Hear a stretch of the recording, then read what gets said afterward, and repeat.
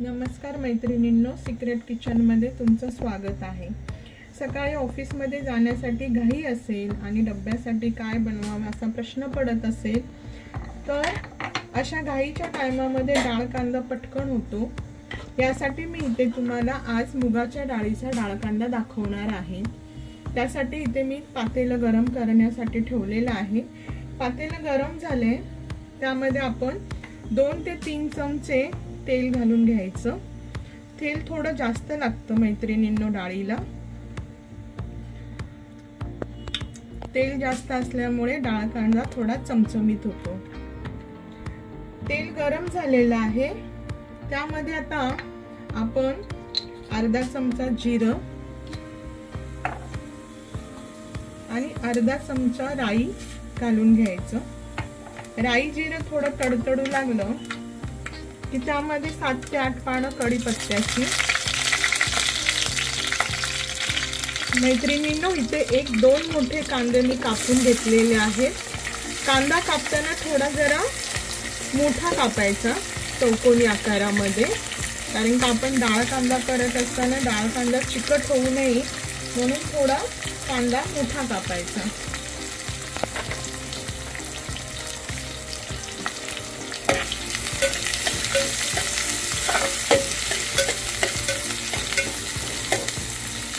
कांदा जास्त ब्राऊन वगैरे जास्त भाजू द्यायचा नाही। थोडा 1 मिनिटभर भाजल्याच्या नंतर त्यामध्ये लगेच आपण टोमॅटो घालून घ्यायचे। तर आता मिनिटभर कांदा भाजू द्या।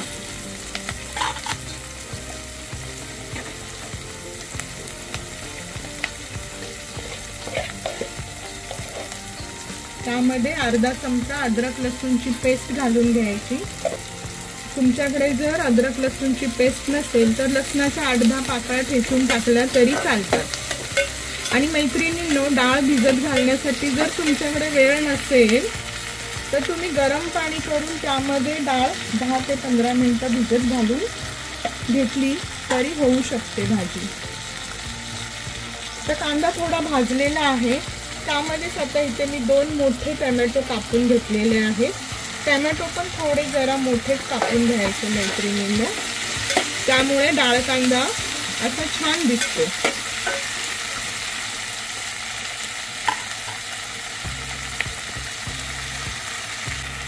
डाळ कांदा भाजत असतानाच मैत्रिणींनो यामध्ये मुठभर कोथिंबीर घालून घ्यायची, त्यामुळे भाजीला सुगंध फार छान येतो।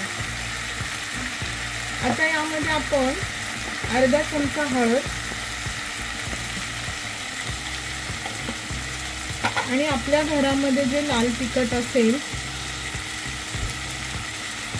ते लाल तिखट तुमच्या आवडीनुसार घाला, कारण मी इथे 2 चमचे घालत आहे लाल तिखट।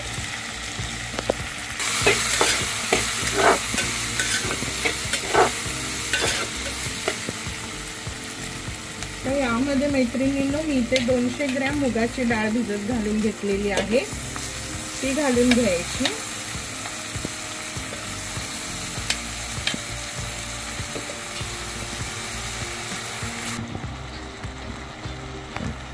चवीनुसार मीठ,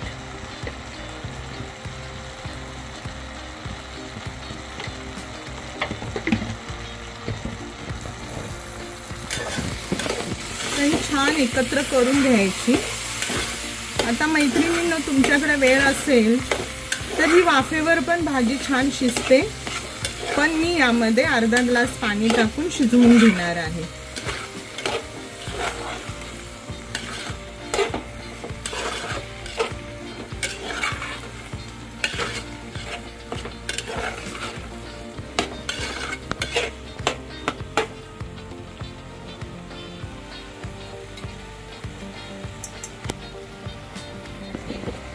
यामध्ये अर्धा ग्लास पाणी टाकून घ्यायचं आणि 5 ते 10 मिनिटं झाकण लावून भाजी शिजू द्यायची।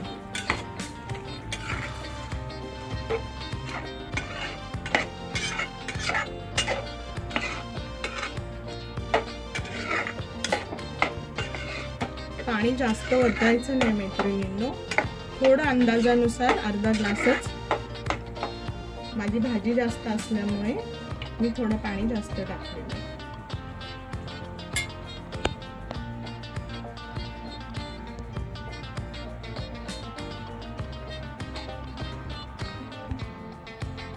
तयार आहे मैत्रिणींनो आपला डाळ कांदा।